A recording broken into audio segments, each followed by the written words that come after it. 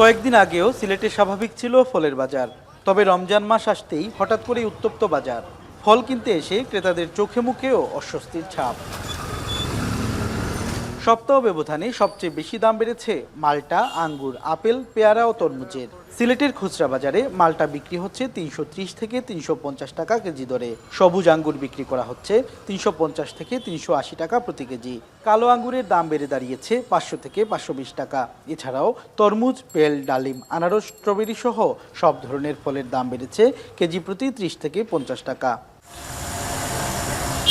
এদিকে খেজুরও বিক্রি হচ্ছে চড়া দামে। আকার ও মান ভেদে প্রতি কেজি খেজুরের দাম পড়ছে ৩০০ থেকে শুরু করে ১২০০ টাকা পর্যন্ত।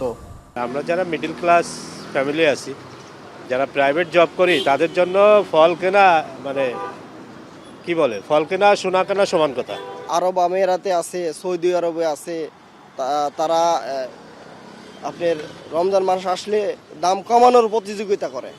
ইভেন বাংলাদেশে দেখা গেছে যে তারা দাম বাড়ানোর প্রতিযোগিতা করে। পয়সাওয়ালা মানুষ, ধনী মানুষ, তারা হয়তো ফল টল কিনা, তারা ইফতারি করবে, সব কিছু করবে। গরিব মানুষ হয়তো কিনতে পারবে না।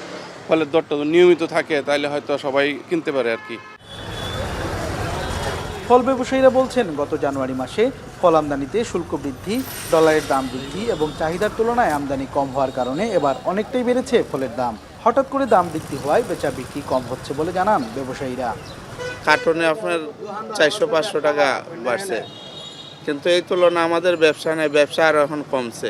সরকার যদি মনে করেন আরো যদি একটু ভালোভাবে নজর দেয়, বড় বড় ব্যবসায়ী যারা সিন্ডিকেট করে তার কাছে যদি নজর দেয়, তাহলে মনে করেন আমরা সস্তা আনতে পারবো, সস্তা বিক্রি করতে পারবো।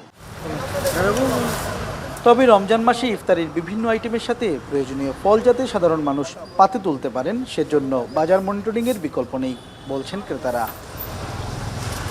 সন্দীপন শুভ, এখন সিলেট।